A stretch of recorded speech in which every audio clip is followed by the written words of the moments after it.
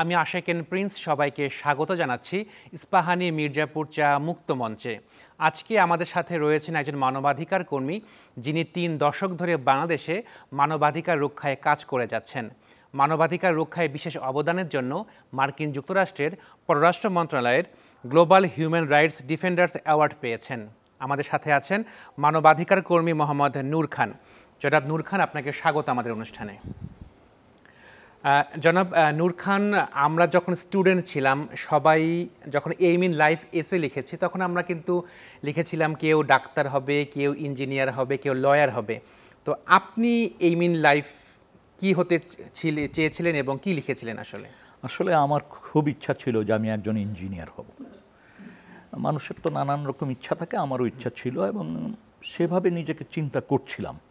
কিন্তু আমার জীবনের একেবারে কিশোর বয়সে 69-এর আন্দোলনের একটা প্রভাব ছিল, 71-এর মুক্তিযুদ্ধের একটা প্রভাব ছিল এবং যুদ্ধ পরবর্তী যে পরিস্থিতি, সেই পরিস্থিতিতে এক ধরনের বিদ্রোহ মনে বিদ্রোহ জমে গেল এবং তার ফলে আমি পরবর্তীতে ছাত্র রাজনীতির সাথে যুক্ত হলাম। অর্থাৎ তখন জাসদ ছাত্রলীগের সাথে আমি যুক্ত হই এবং এক পর্যায়ে জাসদ ছাত্রলীগের খুলনা নগর শহর ছাত্রলীগের সাধারণ সম্পাদক ছিলাম পরপর 3 বার।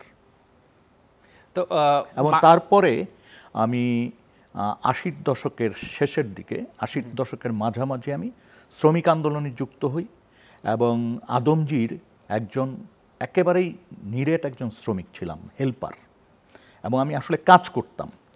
এবং একটা পর্যায়ে ওখানে যখন আমি শ্রমিক আন্দোলন সংগঠিত করার চেষ্টা করছিলাম, আমি আমাদের সংগঠনকে গড়ে তোলার চেষ্টা করছিলাম। সংগঠন বলতে কি জাসদ ছাত্রলীগ? না, তখন তো আমি শ্রমিক জোটের সাথে যুক্ত হয়ে গেলাম ছাত্র রাজনীতি শেষ করে। এবং এর আগে অর্থাৎ যখন 90-র যে আন্দোলনটা সূচনা হয়েছিল 83-র মধ্য ফেব্রুয়ারি, সেই সময় কিন্তু আমি গ্রেপ্তারও হয়ে যাই ছাত্র আন্দোলনে যুক্ত থাকার কারণে। এবং বেশ একটা বড় সময় বলতে পারেন যে আমরা গুম অবস্থায় ছিলাম। ডাক্তার মোস্তাক, এখন একসময় বিএমের প্রেসিডেন্ট সেক্রেটারি ছিলেন সম্ভবত, ডাক্তার মোস্তাক জাসদ নেতা, তিনিও আমাদের সাথে, তিনি সহ হাজার খানিক ছাত্র আমরা ওই সময় গ্রেপ্তার হয়েছিলাম, যাদের কোনো ট্রেস কিন্তু ওই মুহূর্তে অনেকেই পান নাই। পরে কি তাদের ট্রেস পাওয়া গিয়েছিল? হ্যাঁ, পরে আমরা একটা সময় পরে, কেউ 5-7 দিন পর, কেউ 1 মাস পর মুক্ত হলাম। তো আপনার কি লেখাপড়া, বেড়ে ওঠা, ছাত্র রাজনীতি সবকিছু কি খুলনা কেন্দ্রিক? আমার মূলত খুলনা কেন্দ্রিক ছিল সব।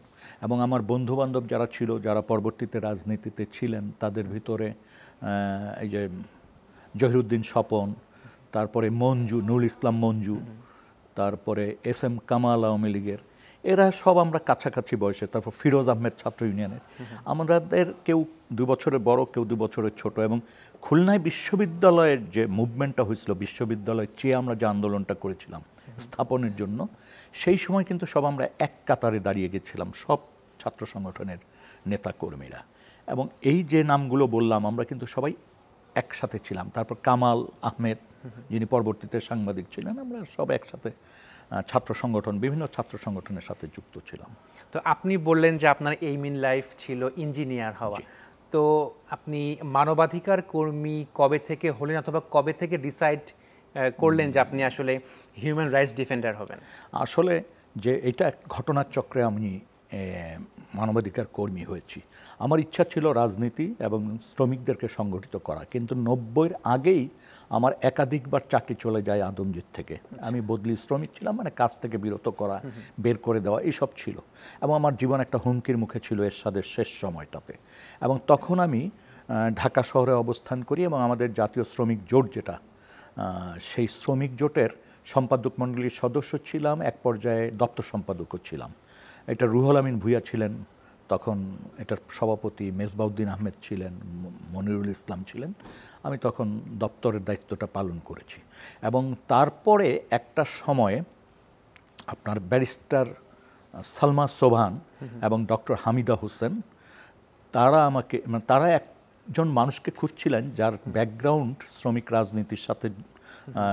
রাজনীতির সাথে যুক্ত ছিলেন, এমন একজন মানুষকে খুঁজছিলেন।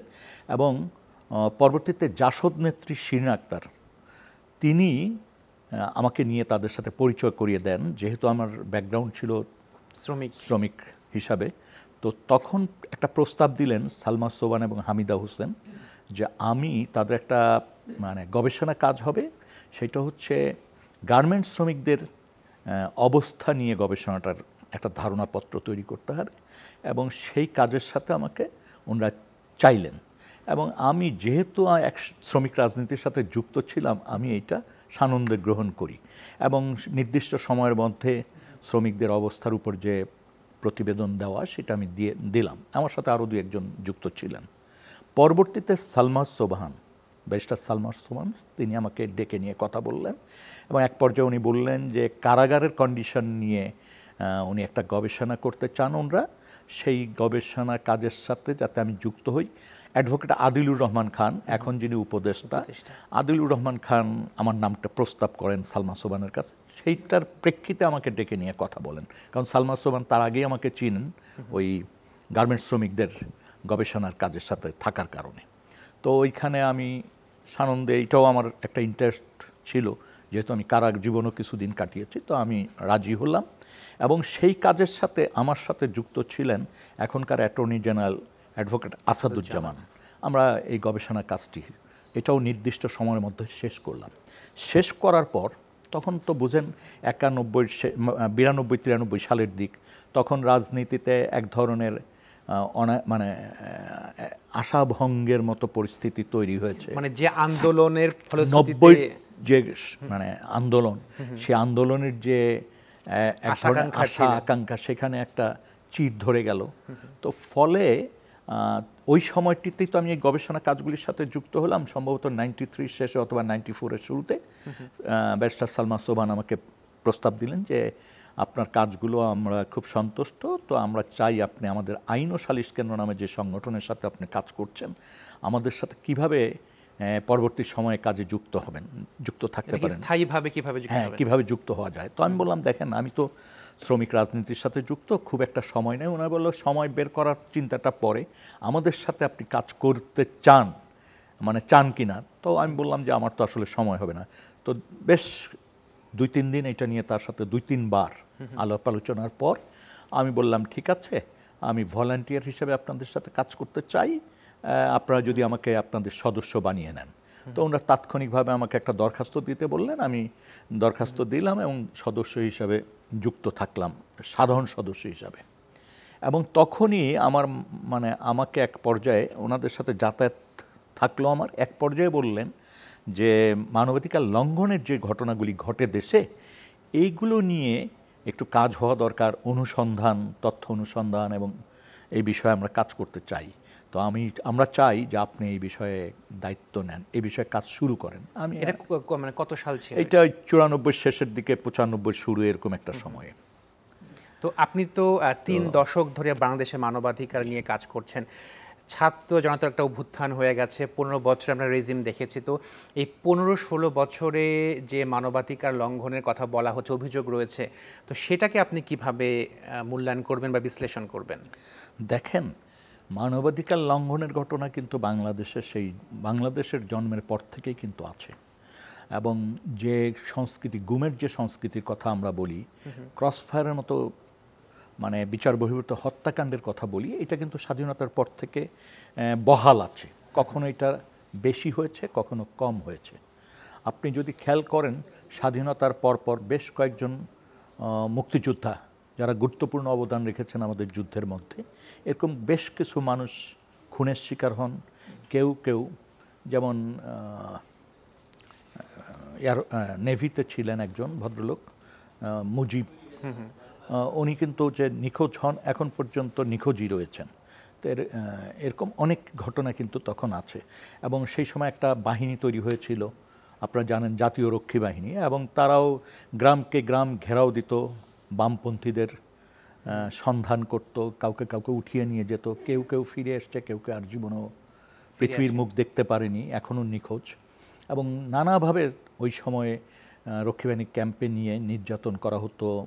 গামছা বেঁধে পানি দেওয়া, মুখ গামছা দিয়ে বেঁধে মাথায় পানি দেওয়া, বাংলা সাবানের ফেনা দিয়ে পানি দেওয়া, এরকম নানান, দম বন্ধ হয়ে যেত, এরকম একটা ব্যাপার। এইটা আমরা দেখেছি।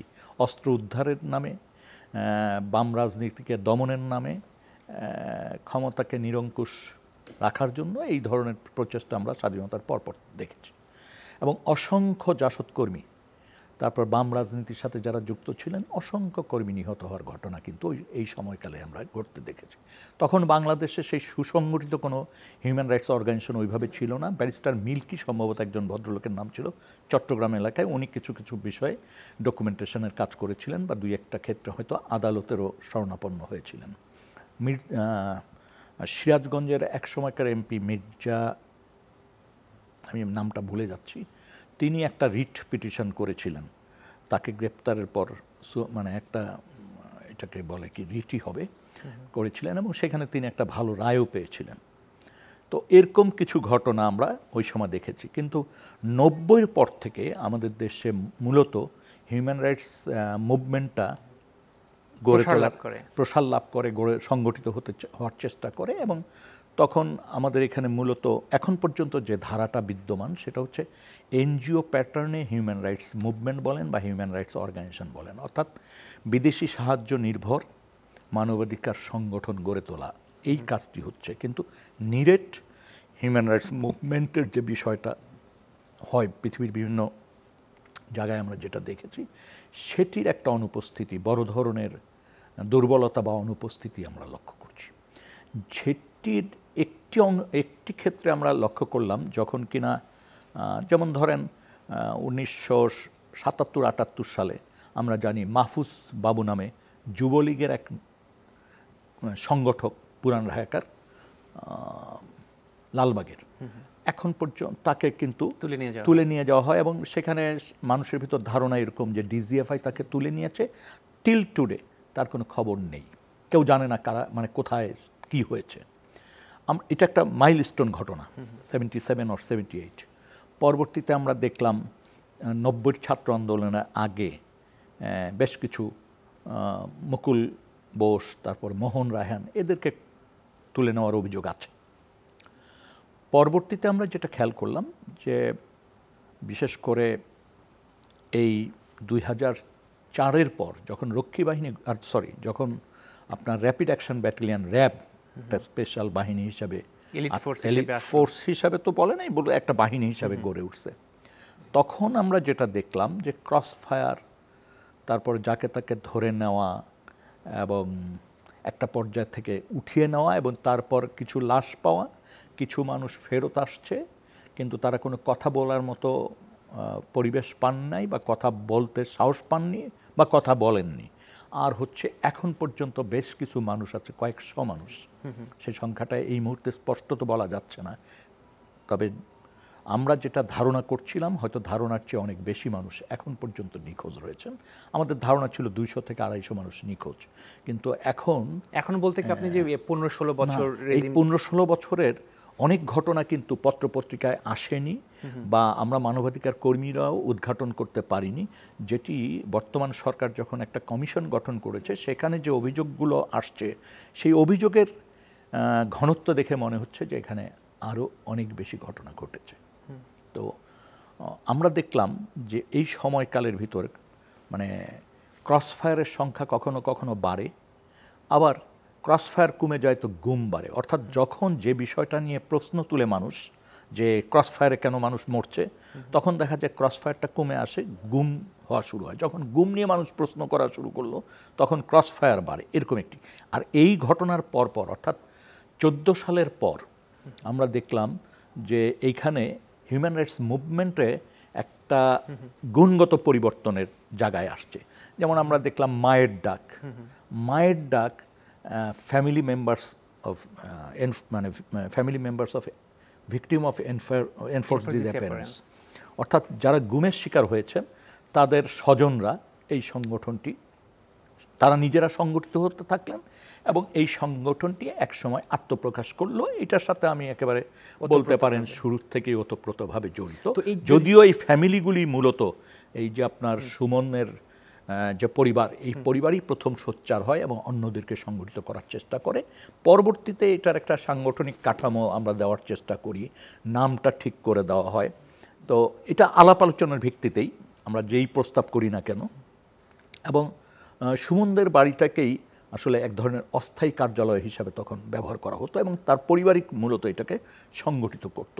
আমরা পাশে থাকার চেষ্টা করতাম। তো আসলে এই সময়টাতে কি পরিমাণ মানুষ গুমের শিকার হয়েছে বা কিলিংয়ের শিকার হয়েছে, এরকম কি কোনো স্পেসিফিক ডাটা অথবা ধারণা আছে কিনা আপনাদের? অবশ্যই আছে, কারণ এই সময়কালের ভিতরে কয়েক হাজার মানুষ মানে ক্রস ফায়ারের শিকার হয়েছেন, অর্থাৎ বিচার বহির্ভূত হত্যাকাণ্ডের।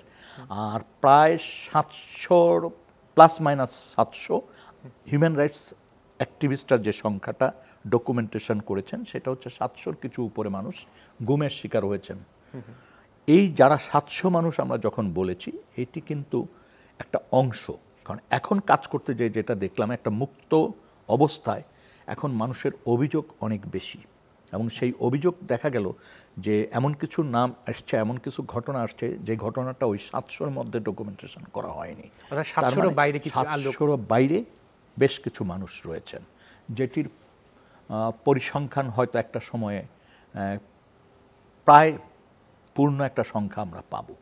তো আপনারা বলছেন একটা গুম কমিশন গঠন করা হয়েছে, এখন পর্যন্ত কি পরিমাণ অভিযোগ পেয়েছেন আপনারা? আপনারা নিশ্চয়ই গত 2-3 দিন আগে আমরা একটা প্রেস কনফারেন্স করেছি, সেখানে আমরা বলেছি যে কম বেশি 400 মানুষ আমাদের কাছে অভিযোগ করেছেন। এই অভিযোগগুলো আমরা যাচাই বাছাই পর্যায়ে আছি, অর্থাৎ অভিযোগগুলি পড়ে তার ঘটনাগুলি বোঝার চেষ্টা করা এবং পরিবারগুলোকে এক এক করে ডেকে তাদের সাথে আবার মত বিনিময় করে জিজ্ঞাসা করে কিছু জিনিস নিশ্চিত হতে চেষ্টা করছি, এই পর্যায়ে আছে। এবং আমাদের যে ধারাবাহিকভাবে অভিযোগগুলো আসছে তাতে আমাদের কাছে মনে হচ্ছে যে এইটার পরিমাণ হয়তো খুব শিগগিরই 700 অতিক্রম করে যাবে। তো মানবাধিকার তো ছোট্ট একটা বিষয় না, অনেক বড় একটা বিষয়, ভাস্ট একটা বিষয়। তো সেই ক্ষেত্রে এই বিগত 15 বা 16 বছরে শুধুমাত্র আমরা বিচার বহির্ভূত হত্যাকাণ্ড বা গুমের কথা বলছি, অন্য কোনো মানবাধিকার লঙ্ঘন হয়েছে কি? দেখেন, এই যে এই সময়কালের স্বাধীনতার পর থেকে যে জিনিসগুলি হয়েছে, বিচার বহির্ভূত হত্যাকাণ্ড হয়েছে, সাম্প্রদায়িক সম্প্রীতি নষ্ট করে সাম্প্রদায়িক হামলা হয়েছে, এখানে রাজনৈতিক কর্মীদেরকে বিনা অপরাধে বিনা বিচারে বছরের পর বছর জেলখানায় রাখা হয়েছে, মিথ্যা মামলা দেওয়া হয়েছে, গায়েবী মামলা দেওয়া হয়েছে, মৃত ব্যক্তিদের নামে মামলা দেওয়া হয়েছে। হেন অপরাধ নাই যে অপরাধগুলি এখানে সংগঠিত হয়নি। এবং প্রকাশ্যে খুলনা সদর থানায় আপনি বিরোধী দলের একজন, ছাত্র দলের একজন নেতাকে টাঙ্গিয়ে পিটিয়েছে এবং সেটার ভিডিও ভাইরাল হয়েছে মাত্র 7-8 বছর আগের। আমরা গুম খুনের বিষয়টি নিয়ে আলোচনা করছিলাম। এখনও তো অনেকে জানেন না তাদের স্বজনরা কোথায় আছেন। একটা সময়ে তারা বিচারও চাইতে পারেননি, এখন তারা বিচার চাচ্ছেন, আপনাদের কাছে আসছেন। তো সেই ক্ষেত্রে মানে তাদের আত্মীয় স্বজন কোথায় আছে সেটা কি আসলে আদৌ জানা সম্ভব কিনা? দেখেন, প্রথম হচ্ছে আপনার বিরতির আগে আমরা যে কথাটা বলছিলাম তার একটা অংশ বাদ রয়েছে। যেমন ওই সময়কালে কিন্তু এখন পর্যন্ত নারী নির্যাতন বলি বা শিশু নির্যাতনের যে ঘটনাগুলি আমরা দেখেছি, প্রত্যক্ষ করেছি, এটি কিন্তু সবসময় ছিল। কখনো মাত্রা বেশি হয়, কখনো কম হয়। কিন্তু যখন সরকারি দলের লোকজনরাই অপরাধগুলির সাথে যুক্ত হয়ে যায় তখন এটার ভয়াবহতা আমরা লক্ষ্য করেছি, যে বিচারও মানুষ চাইতে পারে না। একটা নারী নির্যাতনের শিকার হলেন, রেপের শিকার হলেন, দেখা গেল যে সেই সময়কালে আমাদের বিচার চাওয়ার মতো সুযোগও কিন্তু কম ছিল।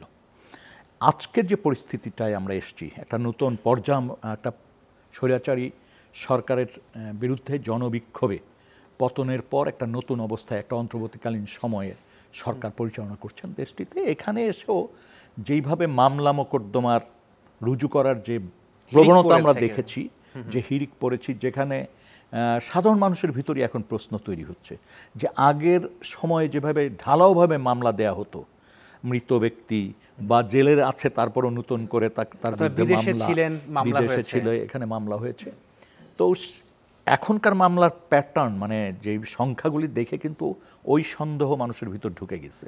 যেমন একটা অভিযোগ তো শোনাই যায় যে চাঁদাবাজির জন্য মামলা, অর্থাৎ চাঁদা চাইলাম, চাঁদা দিল না, আমি তাকে একটা হত্যা মামলায়, বিশেষ করে এই আন্দোলন সময় যে হত্যাগুলো সংঘটিত হয়েছে সেখানে তাকে নাম ঢুকিয়ে দিলাম, ব্যবসায়ী বা বিভিন্ন রকম লোক। এইটার প্রবণতা আছে। কিন্তু তারপর এখনও অনেকে বলে যে তাদের আত্মীয় স্বজন বা বন্ধুবান্ধবকে ট্রেস করা যাচ্ছে না তারা কোথায় আছে, পালিয়ে আছে না আসলে সরকারি হেফাজতে আছে। এইটারও একটা কিন্তু মীমাংসা হওয়া উচিত। তারপরে ধরেন রাজনীতিতে আমরা এখন পর্যন্ত নিশ্চিত হতে পারছি না যে এটা ইনক্লুসিভ হবে কিনা সামনের নির্বাচন, না কাউকে কাউকে বাদ দিয়ে নির্বাচন, মানে কোনো কোনো দলকে বাদ দিয়ে নির্বাচন করার ট্রেন্ড কোনটা। কারণ এর আগে আমরা দেখেছি যেমন জামাতের ক্ষেত্রে আদালতকে দিয়ে এমন একটা অবস্থা তৈরি করে ফেললো যে জামাতের আর নির্বাচন করার অধিকার নেই, যেটি আবার দেখলাম রাতারাতি সেটা পরিবর্তন হলো।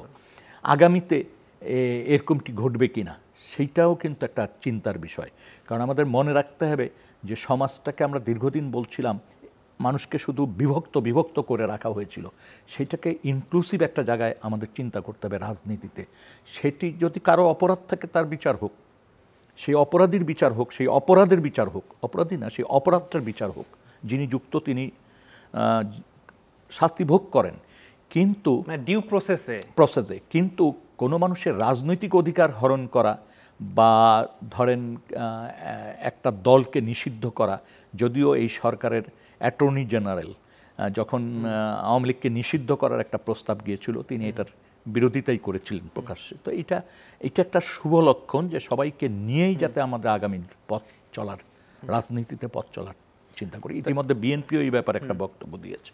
তো একটি বিষয় আয়না ঘর, যেটি রূপক অর্থে ব্যবহার করা হচ্ছে, তো অনেকেই চান যে আসলে আয়না ঘরটা জিনিসটা কীরকম দেখতে, অনেকে দেখতে চান, অথবা আয়না ঘরে আদৌ এরকম কিছু আছে কিনা, তো এই সুযোগটা আসলে থাকা উচিত কিনা? দেখেন, প্রথম হচ্ছে যে আয়না ঘর নামে যেটাকে বলা হচ্ছে সেটা আসলে প্রতীকী একটা নাম, সেটা আসলে জয়েন্ট ইন্টারোগেশন সেন্টার, যেটা ডিজিএফআই অফিসের চৌহদ্দির মধ্যে তাদেরই একটি কম্পোনেন্ট এটার দায়িত্বে ছিলেন। এইটি যারা বন্দী ছিলেন ওখানে, তারা যারা ফেরত আসতে পেরেছেন, মুক্ত হয়েছেন, তাদের যে বর্ণনা, সেই বর্ণনার সাথে আমরা যখন এটা পরিদর্শন করেছি বর্ণনার মিল পেয়েছি, প্রায় শতভাগ মিল পেয়েছি। কিছু কিছু ক্ষেত্রে আমরা দেখেছি যে কিছু জিনিস ডিস্ট্রয় করা হয়েছে, এবং সেটা সংস্কারের নামে হোক বা পরিবর্তন করার নামে হোক বা মানে ধ্বংস করার নামে হোক, একটা পরিবর্তন আমরা দেখেছি। যেমন ওয়ালগুলি নতুন করে রং করা হয়েছে, কিন্তু আমরা বিভিন্ন ব্যক্তির সাক্ষাৎকারে যেটা পেয়েছিলাম যে ওই ওয়ালে অনেকের নাম লেখা ছিল খোদাই করে, অনেকে ডেট লিখে রেখেছিলেন, অনেকে মোবাইল নাম্বার লিখেছিলেন, অনেকে হয়তো মায়ের উদ্দেশ্যে দুইটা কথা লিখেছিলেন। এই বর্ণনাগুলো আমরা বিভিন্ন ভিকটিম যারা ছিলেন ওখানে তাদের স্টেটমেন্টে পেয়েছিলাম। কিন্তু সেই যখন আমরা পরিদর্শন করি দেখা গেল যে ওয়ালগুলি নতুন করে রং করা হয়েছে, কাঁচা রং, তার মানে 1-2 দিন আগে করা হয়েছে। এবং কোনো কোনো ওয়াল আমরা ভাঙতে দেখেছি, অর্থাৎ 2টা সেলকে একটা করে ফেলানোর প্রবণতা। তারপর কিছু, এই জিনিসটা কারা করলো? এইটা কর্তৃপক্ষই করেছে, অর্থাৎ ডিজিএফআই এটা করেছে। হয়তো তাদের চিন্তা যে এটাকে সুন্দরভাবে, মানে তাদের ভাষায় যে এটাকে আরও বর্ধিতভাবে সুন্দরভাবে ব্যবহার করার জন্য। ভিতরে টয়লেটের সিস্টেমও দেখলাম নতুন করে করার একটা চেষ্টা। তো এইটা আমরা লক্ষ্য করেছি, কিন্তু আমরা তখনই বলেছি যে অন্ততপক্ষে আমাদের তদন্ত চলাকালীন সময় যাতে এটাকে হুবহু এইভাবে যেভাবে আমরা দেখে গেলাম সেইভাবে যাতে রক্ষণাবেক্ষণ করা হয়, রক্ষা করা হয়। আমরা চিঠিও দিয়েছি কমিশন থেকে, এবং আমরা চাই যে মানুষ কতটা অসহায় ছিল, কতটা বর্বর একটা সময় এই আয়নাঘরে, মানে জেআইসিতে ছিল, মাসের পর মাস, বছরের পর বছর, এইটা ঐতিহাসিক স্থাপনা হিসাবে সংরক্ষিত করা হোক, যাতে মানুষ এই জায়গাটাকে দেখতে পারে, মানুষের একটা ফিলিংস আসে যে কত বর্বরতার মধ্যে একটা দেশ একটা সময় পরিচালিত হয়েছে।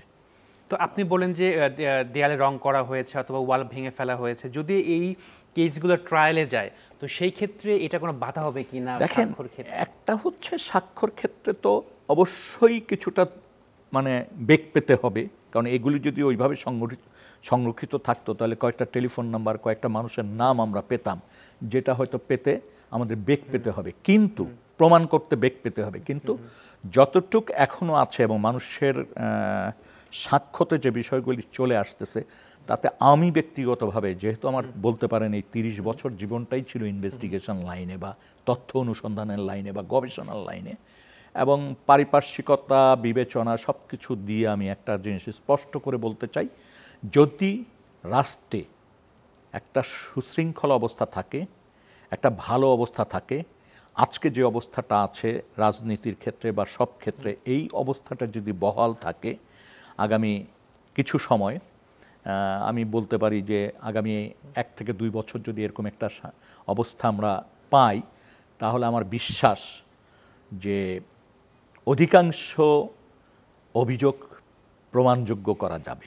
তো এই যে ঘটনাগুলো ঘটেছে, যারা দায়ী তারা এই জন্য তো পুরো বাহিনীকে দায়ী করা যায় না, গুটি কয়েক সুনির্দিষ্ট কয়েকজন মানুষের সাথে এই ক্ষেত্রে এটা আমার সুবিধাভোগ এই ক্ষেত্রে আমার একান্ত নিজের একটা বক্তব্য আছে। এটা কমিশনের বক্তব্য না, বা আমি যে সমস্ত অর্গানাইজেশনে কাজ করেছি তাদের বক্তব্য না, আমার নিজস্ব একটা বক্তব্য। মোহাম্মদ নূর খানের বক্তব্য। হ্যাঁ, এটা মোহাম্মদ নূর খান একজন মানবাধিকার কর্মী হিসাবে খুব স্পষ্টভাবে বলতে চাই, যেটি আমি ডয়েস ভ্যালিতে প্রায় 1.5 বছর আগে বলেছি, এখনও বলতে পারি।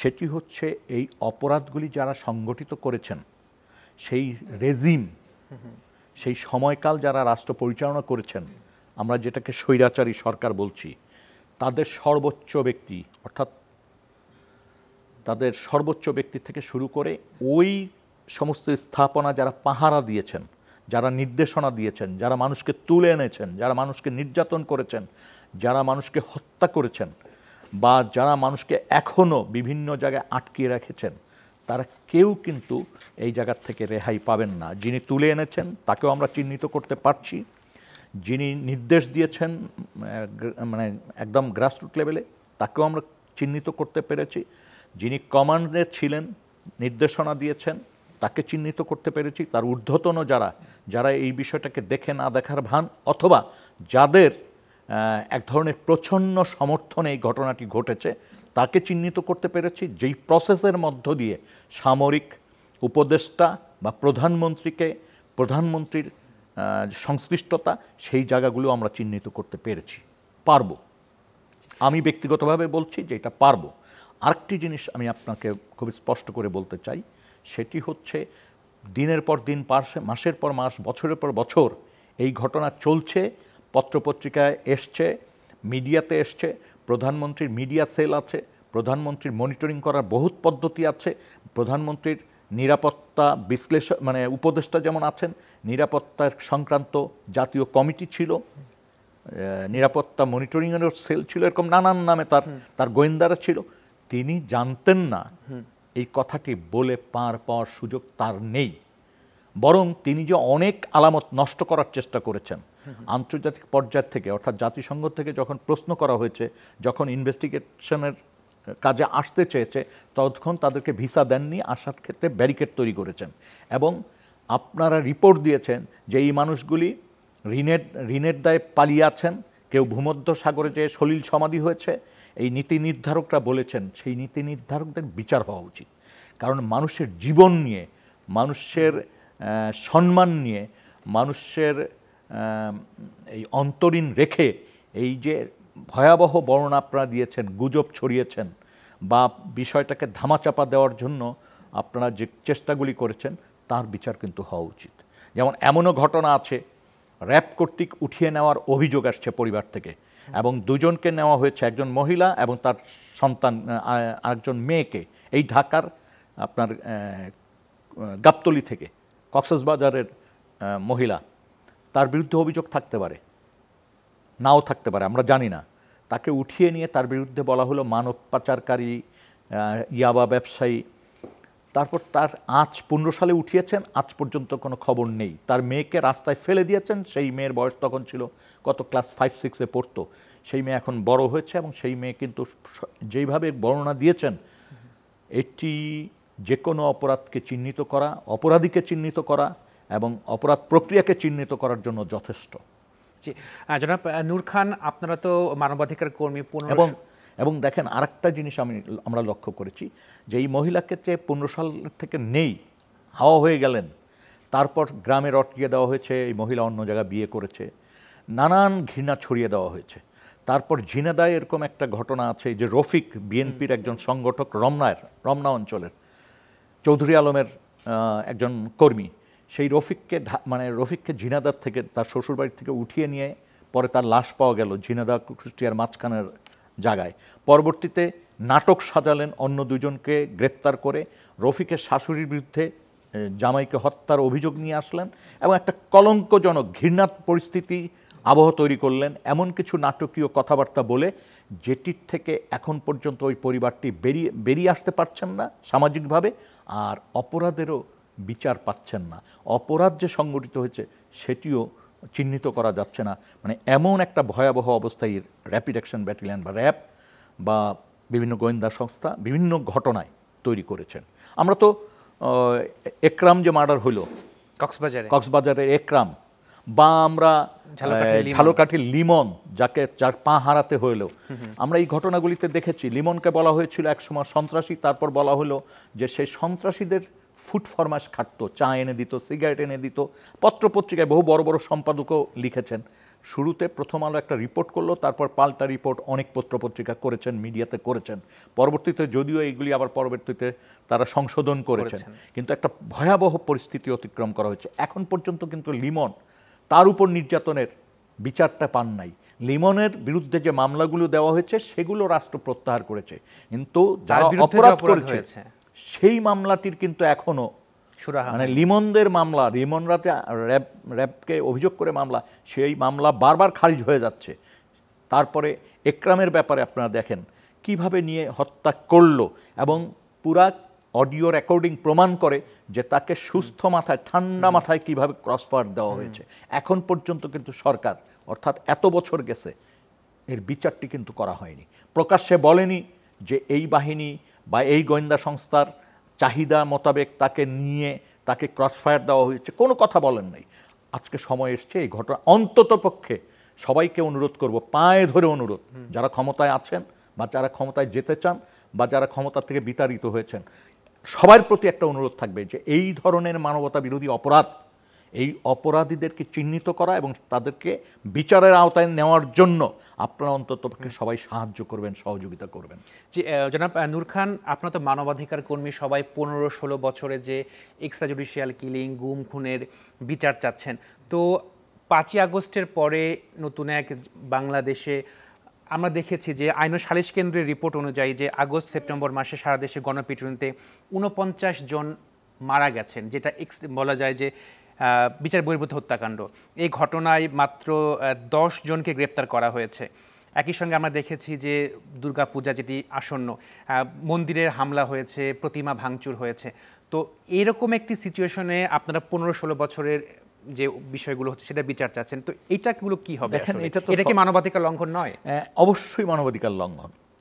এবং একটা কথা মনে রাখা দরকার যে গত 16 বছরের অবিচার, অনিয়ম, নির্যাতন, নিপীড়নের বিরুদ্ধেই তো মানুষের দীর্ঘদিনের আন্দোলনের চূড়ান্ত পরিণতি আমরা দেখলাম জুলাই আগস্টের আন্দোলন, এবং যেখানে ছাত্র, জনতা, শ্রমিক সবাই একত্রিত হয়ে আন্দোলন, এবং সবার ভিতর একটা আকাঙ্ক্ষা যে একটা সুন্দর ব্যবস্থা আমরা তৈরি করতে পারবো। দুর্ভাগ্যজনক হচ্ছে যে এই সময়কালের মধ্যে বিজয়ের চূড়ান্ত লগ্নেই বলতে পারেন 5 তারিখ রাত্রে থেকে আমরা যেটা দেখেছি, আমি আমার ফেসবুকে একটা স্টেটমেন্ট দিয়েছিলাম ওই সময়, একদম 5 তারিখ রাত 12:35 যখন আমার কাছে বিভিন্ন জায়গা থেকে আক্রমণের খবর আসতে লাগলো। তার ভিতরে একটা ছিল অন্য সম্প্রদায়ের উপর আক্রমণ। পরবর্তীতে কিছু কিছু ক্ষেত্রে আমরা দেখলাম যে ওখানে আওয়ামী লীগ স্বৈরাচারের দোসর থাকার কারণে সেখানে আক্রমণ হয়েছে, সেটাকেও সাম্প্রদায়িক দাঙ্গা হিসাবে বা সাম্প্রদায়িক হামলা হিসেবে দেখা হয়েছে। এবং কিছু কিছু ঘটনা আছে যেটা আসলেই সাম্প্রদায়িক হামলা। আবার পাশাপাশি বিরোধী ওই মুহূর্তে স্বৈরাচারের যারা দোসর তারা গণপিটুনির শিকার হয়েছেন, অনেকে নিহত হয়েছেন, অনেকে আহত হয়েছেন। এবং 5 তারিখ থেকে 8-9 তারিখ একটা সময় গেছে যখন আমাদের দেশে আসলে সরকার ছিল না, পুলিশ স্টেশন থেকে পালিয়ে গিয়েছিল এবং পুলিশের উপরও এক ধরনের নির্যাতন, মারমুখী জনতা ছিল তাদের কার্যকলাপের কারণে। যদিও এটা সমর্থন করার কোনো সুযোগ নাই, কারণ পুলিশ তো আইন শৃঙ্খলা রক্ষাকারী বাহিনী, তাদের ভুল ত্রুটির বিচার হবে, তাদের অপরাধের বিচার হবে। কিন্তু তাদের উপর যেভাবে আক্রমণ, আসলে এটা হচ্ছে জনগণের জন আক্রোশ। কারণ এইভাবে পুলিশ জনগণের উপর গুলি করতে পারে, এইটা আইনে তো কোনোভাবেই সমর্থন করে না। মানবিক যদি দিকটা বিবেচনা করেন, নৈতিক জায়গা বিবেচনা করেন, তাহলে এটা হওয়ার সুযোগ ছিল না। কিন্তু আমাদের হেলিকপ্টার দিয়ে আক্রমণ করা হয়েছে, গুলি করা কিন্তু হয়েছে, র‍্যাব গ্যাস মারা তো হয়েছে। বলেছে যে হেলিকপ্টার থেকে কোনো গুলি দেখেন, করা হয়নি। র‍্যাব কি বললো না বললো, তার চেয়ে বড় কথা হচ্ছে আমরা যে মানুষগুলো দেখেছি হেলিকপ্টার থেকে, আমরা তো পরিষ্কার দেখেছি যে গ্যাস গ্রেনেড, যেটা ওই যে কি বলে ওরা, সাউন্ড গ্রেনেড, সেটা ওইটা বোঝা গেছে কি কারণে, যে ওইটা ফেকে মারলে কিছু দূর যাওয়ার পর ব্লাস্ট হয়েছে, একটা আলোর ঝলকানি, ধোঁয়া, এটা দেখেছি, এটা দিয়ে প্রমাণ করা যায়।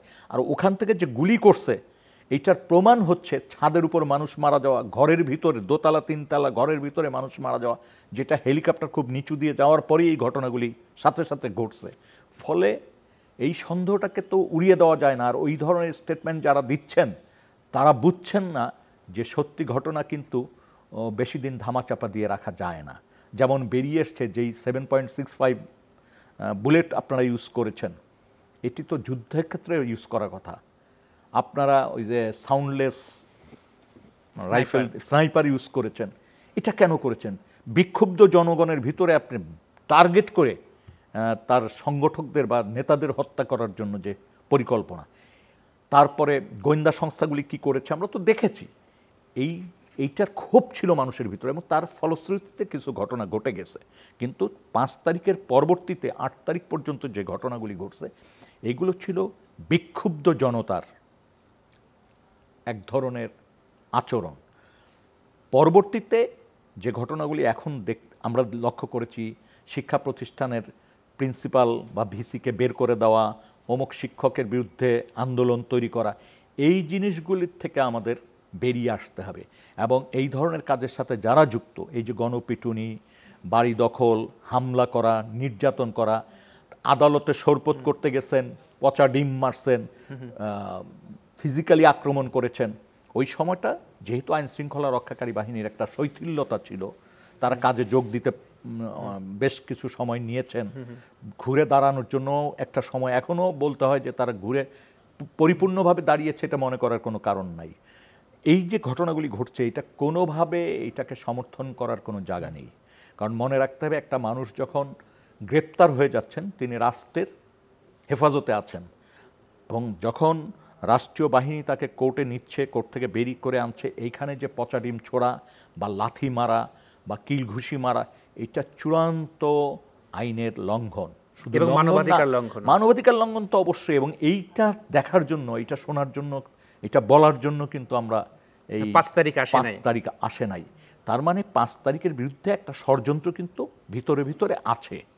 এটা যে একদম নেই এটা বলার সুযোগ নাই। তারপর আমার কাছে চাঁদা চাইলেন, আমি চাঁদা দিতে দেরি করলাম বা চাঁদা দিলাম না, আপনি একটা ছাত্র হত্যা মামলায় বা একটা জনগণের একজন পুলিশের গুলিতে মারা গেছে, সেইখানে আমাকে আসামি করে দিলেন। আমি মানুষ ফেনীর, আমাকে আসামি করতেছেন নারায়ণগঞ্জের একটা মামলায়। আর ঢাকা শহরে আমি বড় ব্যবসায়ী, আমাকে আপনি মামলা দিচ্ছেন অন্য একটা জেলা থেকে। এইটা কিন্তু, এবং এর নেপথ্যে চাঁদাবাজিটা একটা বড় কারণ দেখা যাচ্ছে। এবং সেই চাঁদাবাজি করছেন কিন্তু রাজনৈতিক দলের কর্মীরা বা কোনো কোনো নেতার প্রশ্রয়ে। এটি বন্ধ হওয়া উচিত। এটিকে কোনোভাবে সমর্থন, আমরা দেখেছি একটা বড় দল বিএনপি তার সর্বোচ্চ পর্যায় থেকে কিন্তু বারবার সতর্ক করছে তার কর্মীদের। কয়েকটা ক্ষেত্রে আমরা তার কিছু পদক্ষেপ নিতে দেখেছি, সেইটার প্রেক্ষিতে কিছুটা ঘটনা কমে আসছে। এটা অবশ্যই অভিনন্দনযোগ্য যে তারা অন্ততপক্ষে সময়োপযোগী অ্যাড্রেস তারা করেছেন। এইটাকে অবশ্যই ধন্যবাদ দিতে হবে। আরও যাতে ভালোভাবে অ্যাড্রেস করেন তারা, এই ধরনের ঘটনায় যাতে তাদের কর্মী বাহিনীরা কেউ বা অন্য দলেরও কোনো কর্মী বাহিনী যাতে যুক্ত না হয়। কারণ শুধু যে তাদের বিরুদ্ধে অভিযোগ তা না, অনেকের বিরুদ্ধে অভিযোগ আছে। জি, জনাব নূর খান, আপনি রোহিঙ্গা ইস্যুতে দীর্ঘদিন কাজ করেছেন। রোহিঙ্গা ইস্যু আবারও আলোচনা এসেছে, কারণ 5 তারিখের পরে আমরা দেখেছি যে চিফ অ্যাডভাইজার তিনিও কথা বলেছেন, প্লাস সীমান্তের ওপার থেকে নতুন করে আবারও এপারে অর্থাৎ বাংলাদেশে আসছে। তো সেই ক্ষেত্রে রোহিঙ্গা যে সংকট যেটা, সেটা আসলে কিভাবে সমাধান করা যায় অথবা আদৌ সমাধানযোগ্য কিনা?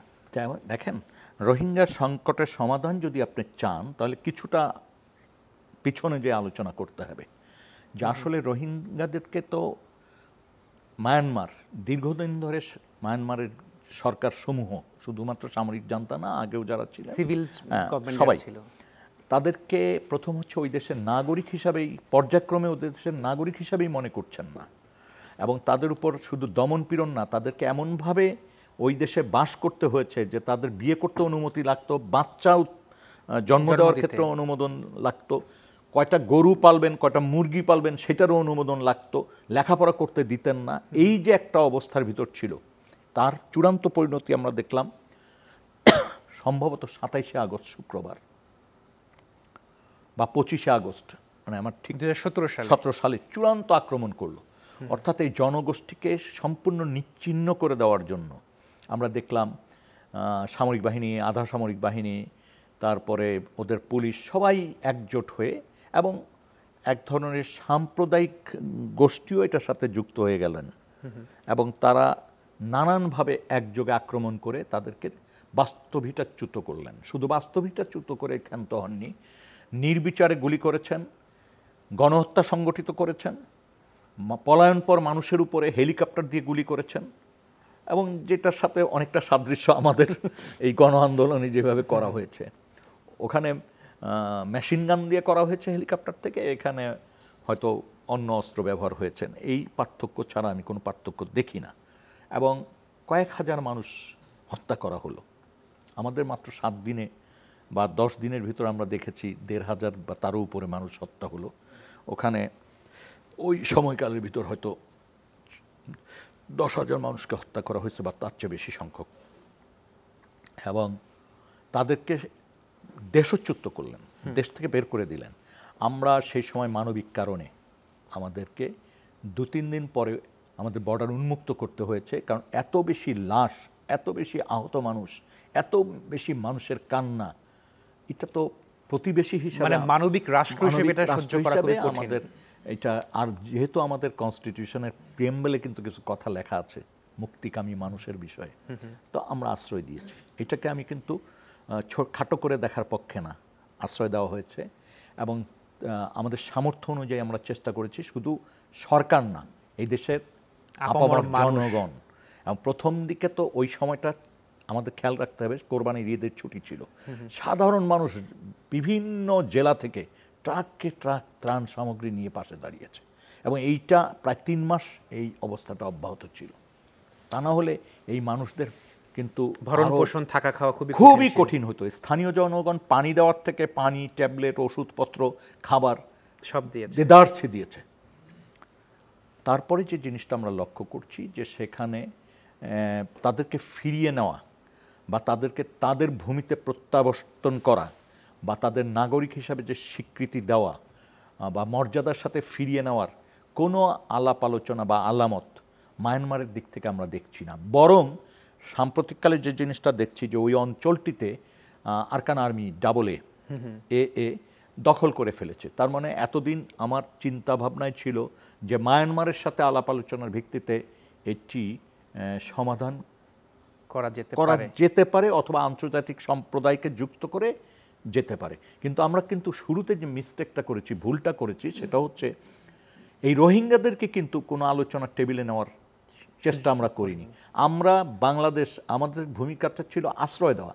আমরা সেখানে প্রভুর মতো আচরণ করা শুরু করে দিলাম, অর্থাৎ আমরা দেন দরবার করলাম মায়ানমারের সাথে। রোহিঙ্গাদের তো ভয়েস দেখলাম না, রোহিঙ্গাদেরকে তো আলোচনায় যুক্ত করিনি আমরা, অথচ আমাদের সমস্যাটা ছিল মায়ানমার সরকারের সাথে রোহিঙ্গাদের। আমরা তৃতীয় পক্ষ ঢুকে গেলাম আলোচনায়, রোহিঙ্গাদের ভয়েসটাকে আমরা মূল্যই দিলাম না। বরং আমরা যেটা দেখলাম, যে রোহিঙ্গার যে সামাজিক নেতা হয়েছে, গড়ে উঠেছিল মহিবুল্লাহ হত্যাকাণ্ডের শিকার হলেন। কার গাফিলতিতে, কার দোষে বা কার দ্বারা, এটা আলোচনা নাই করলাম, কিন্তু সে তো হত্যাকাণ্ডের শিকার হয়েছে, এবং সেটা সে ছিল অবিসংবাদিত নেতা, ওদের স্পোকসপারসন সে ছিল, তাকে হত্যাকাণ্ডের শিকার হতে হলো। ফলে এক ধরনের, এবং তারপরে আমরা দেখলাম তার যে সংগঠন Arakan Rohingya society for peace and human rights, ARSPH, সেই সংগঠনটাকে ভাগ করে দিলেন, অথবা সেই সংগঠন ভাগ হয়ে গেল। এবং আমরা দেখলাম রাতারাতি ওই সংগঠনের অফিসে আমাদের আইনশৃঙ্খলা রক্ষাকারী বাহিনী তালা মেরে দিলেন।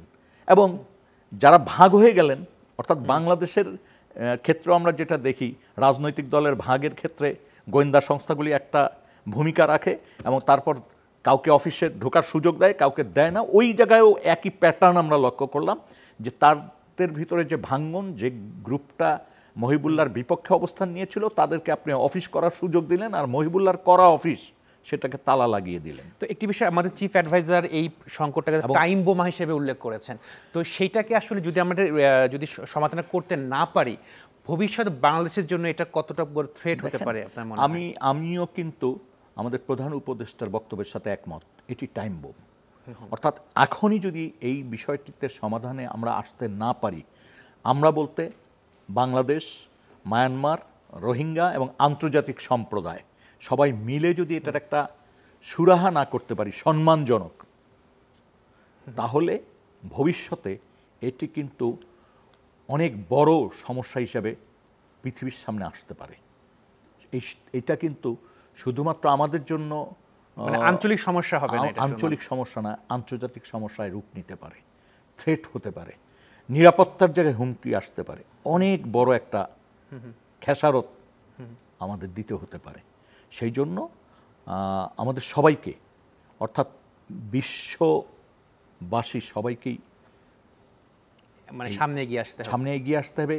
তাদেরকে ভরণ পোষণ, লেখাপড়া সেই সুযোগগুলি করে দিতে হবে। আমাদের দেখেন, আমরা এখানে বাংলাদেশের বিহারীদের যেমন সুযোগ দেইনি, রোহিঙ্গাদেরকেও আমরা লেখাপড়া করার সুযোগ দিতে চাচ্ছি। জনাব নূর খান, অনুষ্ঠান একেবারে শেষ পর্যায়ে রয়েছে, তো এই ছাত্র জনতার অভ্যুত্থানের পরে আমরা আসলে যদি আমাদের নিজ নিজ জায়গা থেকে যদি কাজ করি, এরকম কোনো আহ্বান আপনার থাকবে কিনা মানবাধিকার কর্মী হিসেবে? একজন মানবাধিকার কর্মী হিসাবে আমি মনে করি যে এই যে ছাত্র শ্রমিক জনতার যে অভ্যুত্থান, আমি এখানে দ্বিতীয় স্বাধীনতা বা বিপ্লব বলতে রাজি না। আমি মনে করি এটা একটা মহাবিপ্লব, মানে মহা অভ্যুত্থান সংগঠিত হয়েছে। এবং এইটার সাংগঠনিক, এই অভ্যুত্থানটা হয়েছে, কিন্তু এটা সাংগঠনিক স্ট্রং কোনো কাঠামো আমরা দেখিনি, কোনো রাজনৈতিক দলকে এটা নেতৃত্ব দিতে দেখিনি। ছাত্রদের আহ্বানেই কিন্তু এটা হয়েছে। কিন্তু এটা যে রাজনীতির মুক্ত, এটাও বলা যাবে না, কারণ দীর্ঘ 15-16 বছরের বাংলাদেশে বিরোধী রাজনৈতিক দলের আন্দোলন ছিল। তারা হাজার হাজার কর্মী নেতা জেলে ছিলেন, মারা গেছেন, গুমের শিকার হয়েছেন, নির্যাতনের শিকার হয়েছেন। এইটার চূড়ান্ত পরিণতিটা হচ্ছে জুলাই আগস্ট এই আন্দোলনটা। সবাইকে দায়িত্বশীল আচরণ করার, সবাইকে দায়িত্বশীল আচরণ করতে হবে এবং আমাদেরকে মনে রাখতে হবে যে এই সুযোগটিকে, এই যে আমাদের সামনে যে সুযোগ আসছে, এটাকে কাজে লাগানো যার যার জায়গা থেকে। ছাত্রদের প্রতি আহ্বান থাকবে তারা যেন মানবাধিকার বিষয়টিকে গুরুত্ব দেন এবং তাদের জায়গা থেকেও যাতে তারা মানবাধিকার রক্ষায় বলিষ্ঠ ভূমিকা নেন। জি, জনাব নূর খান, আপনাকে অসংখ্য ধন্যবাদ আমাদের সময় দেবার জন্য। আশা করি সামনে আপনার সাথে আরও কথা হবে। ভালো থাকবেন সবাই। জি, দর্শক, শেষ করছি ইস্পাহানি মির্জাপুর চা মুক্ত মঞ্চ অনুষ্ঠান। দেখা হবে আগামীতে নতুন কোনো অতিথির সাথে নিয়ে।